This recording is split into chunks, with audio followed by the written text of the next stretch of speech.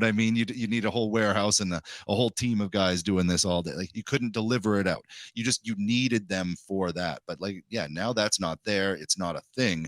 And it's opened the door to people that wouldn't necessarily be able to get into the industry, through traditional means. Like, I mean, myself, I just turned 39. I wouldn't necessarily be looked at as like, oh, well, he might be a hot new prospect. It's like, nah, he's gone.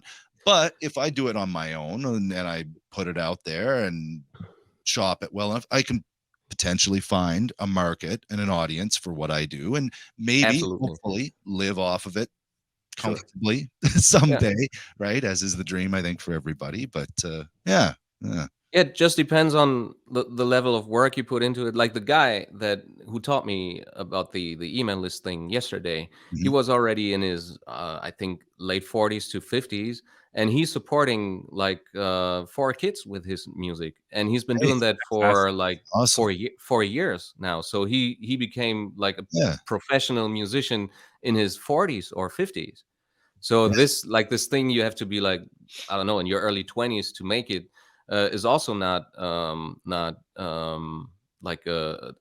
it's not the like the true role anymore. that it Yeah, was. Yeah. Yeah, yeah, yeah, which Yeah. is nice. Yeah, like I said, it opens the sure. door to an even wider range of people who, I Yeah, mean, realistically, like as you get older, you have more experiences in life and hopefully should have a little more to actually say, you right. know. Yeah, yeah, You become a better musician, a better songwriter, a better storyteller, a Communicate a little better better. whatever. And like I said, you have good and bad things that have happened to you that would shape your life experiences. So hopefully, yeah, it would just, bring better music out and Hmm. yeah, allow more people to get out there and Be discovered, right? discovered. Yeah, I mean, the thing that I always hear people go, oh, well, but back in the day, they had record labels had money. You could really, somebody could get really big. Like, you don't see any big, uh, you know, bands, for example, anymore. There's no Guns N' Roses or Led yeah, Zeppelin. It just takes over the world, and it's like, yeah, I mean, that's true, There's like but niches of that getting taken over the world, though. but that's the thing. Like, I don't think Yeah. you'll ever see that again. Like, it's not going to be to the same level where there's just like one giant, Metallica Well, I don't think after we're the gonna get Black yeah, another Album, right? Slash, right? Like, I don't think we're gonna have another. Yeah, maybe not, but it's like, but then you'll have smaller groups of people that are really heavily invested into something and yeah, can support it, and it can be its own thing. That, like, I'm always amazed by like the different subgroups of like musical fans and genres for things that I didn't even realize were popular. Yeah, you know what I mean. yeah. You can get insulated a little bit in your own bubble. Like you've introduced me to a lot of stuff that I wouldn't have, like the hip hop, R&B side of things. That it's like, yeah, I to some level I knew it was there and I knew it was popular, but it's not something that I thought of like, oh, these artists Digesting. are, they're huge. They have, millions and millions and millions of fans. It's stuff that I don't even hear unless I go out Hmm. of my way. So it makes me think how much other stuff is like that really out there, where it's like you might not know that this is big, but like somebody could be making, a couple $1 million a year doing what they're doing. Absolutely. And and yeah, they've got fans all over the world and all this stuff, but it's not going to be, the normies, regular folk, Yeah, that aren't tuned into whatever that is, aren't going to even know that it exists. And that's possible now. Yeah. Whereas right. before it really wasn't, right? So I think that's your trade-off. For you don't have these big giant bands or these big whatever Hmm. artists outside of the real, pop world anymore. But It's a wider bureaucracy but instead of a now smaller it's bureaucracy. kind of like Yeah. now it's kind of gone like this. Like the top is a little lower, but the bottom is a little higher than Yeah. where it once was. So, and I think that's great personally. So, I don't even enjoy like big concerts anymore because it's yeah. not just because of the money, but it's usually so like like an arena is so packed full of Mm. people, and you can't like really enjoy the music. It's Yeah. mostly shoving and like Yeah. trying trying not to fall down and get trampled. Trying not to step on people. Yeah. um That's like fair. when like last year we went to see Tool Mm. play here, which was a big arena show, and I really enjoyed it. It was the first time I saw them play, and they were great.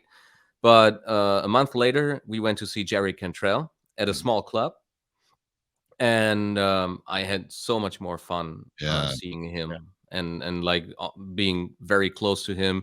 We were also like waiting for him like after the concert at his tour bus, but he was already in there and didn't want to come out. But Oh we yeah. got to talk to his band member, his bandmates, and yeah, that was a much better gig than Yeah. like the huge arena show where like before and afterwards we had to wait like an hour because we were carrying backpacks, and they didn't want to let us in with those and told us to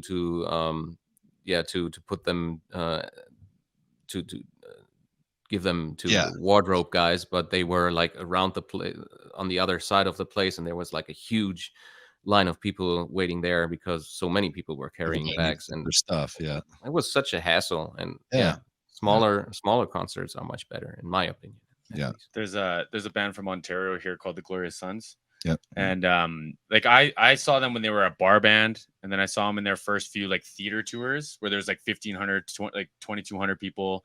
And then the Yeah. biggest I've seen them, I think, was 4,000 people, and they've played in town here in the stadium, and I just can't bring myself to go. I've had tickets both times too, just wasted the money, but I can't bring myself to go. I just know that like he's jumped off the stage and I've caught him. And I know I won't experience that at the stadium.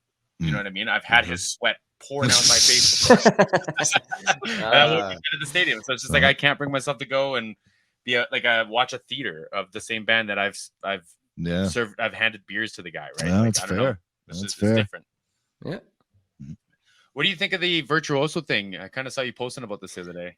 Yeah, that's another thing. Like, I discovered Polyphia only last year, and I didn't know how big they had gotten. That's another and, example of that, because something kind of niche and a little more yeah, obscure. it's so special. Like it's like trap music, but with guitars and no vocalists. And they were even like getting flack for that when they started to get a foot in the door. Like the first label they were in contact with, they just sent them an email without any punctuation, just saying, "Where's the vocalist?" Oh, so they had to figure out this out on their own, and they made it. And I bet there's like a shit ton of labels now who are like thinking, shit, we missed out. We should have taken those guys in. I think they did. They have done at smaller. least a couple of tracks with vocalists, though. I think, haven't they? Yeah, now, but always like usually, originally features, collaborations. Yeah. But that's where I'm saying with like that, like here's your blueprint, and if you don't fit it, then like you'll fall off, and it is what it is. We'll move on to the next one. Like that's a quintessential example of that, right? Like, hey man, like we don't have a vocalist, and then it doesn't match the blueprint, so they say no, we're good. They shelve it, and then now everyone regrets it because it popped off. It did well, right? And if you compare that to my example of the small business, like you don't need to be the next Walmart. You just need to be a successful small business. Like, you know what I mean? Like it doesn't need to be this blanket thing. Like you can look at your niche and see what you can make of it, right? But anyway, keep talking.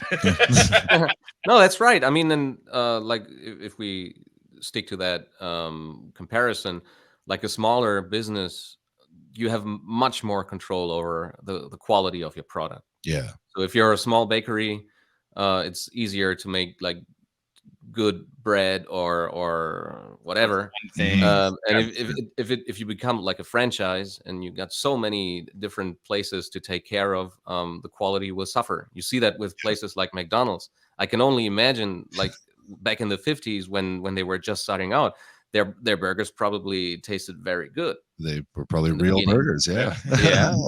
Real food. They probably were real food. Yeah.